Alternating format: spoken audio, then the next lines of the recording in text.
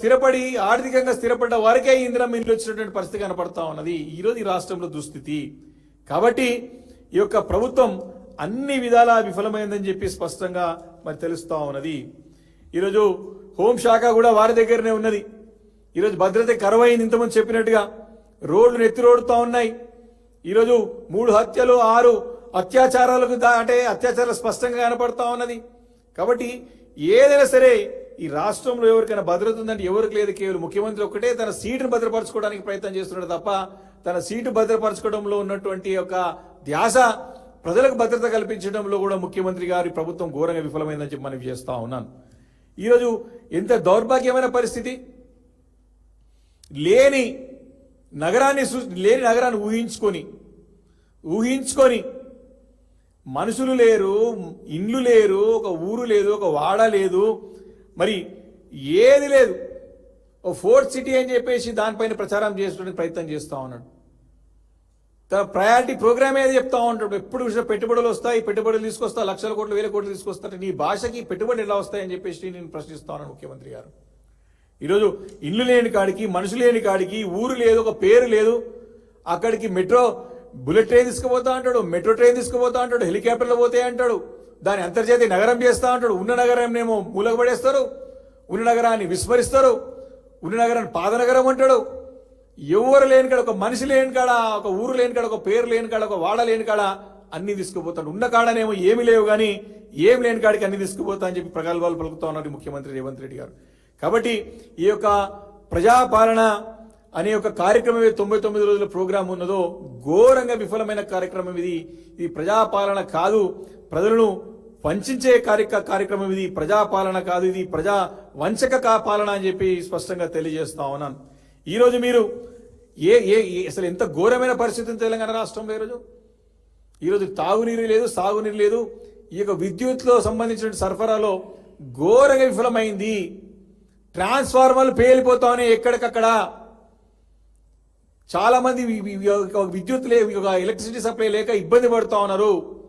ఇంత ఘోరమైన పరిస్థితుల్లో ఈరోజు నియోజకవర్గ స్థాయిలో మరి ఈరోజు కార్యక్రమాలు ఏర్పాటు చేసి ఏం చేస్తారో ఇప్పటివరకు ఏం చేసినో చెప్పేది లేదు, ఏం చేయబోతారో చెప్పేది లేదు. కేవలం తమకు ప్రభుత్వ ప్రెజెన్స్ అంటే మేము ఉన్నామని చెప్పుకోవడానికి ప్రయత్నం చేస్తూ ఉన్నారు.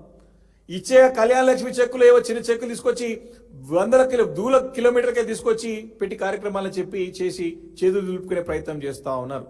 ఈరోజు ఒకటి ప్రశ్నిస్తా ఉన్నా. ఈ ప్రభుత్వం పథకాల గురించి మాట్లాడుతూ ఉన్నది.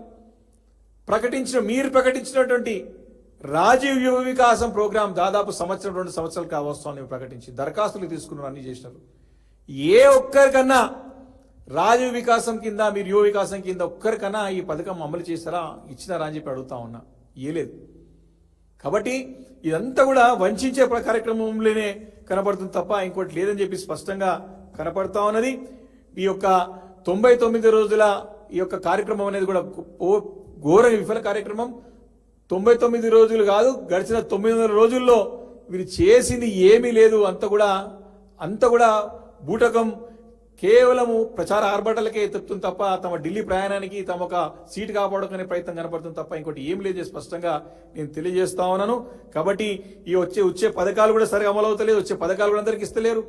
ఏ కార్యక్రమం తీసుకున్నా సరే, రైతు భరోసా తీసుకోండి, రైతు బీమా తీసుకోండి, ఈరోజు మహాలక్ష్మి తీసుకోండి, గృహజ్యోతి తీసుకోండి, ఇందిరమ్మ ఇల్లు తీసుకొని అరకొర కొన్ని అమలు చేసి మేము ఇచ్చేస్తామని చెప్పి చేతులు దులిపే ప్రయత్నం చేస్తా ఉన్నారు.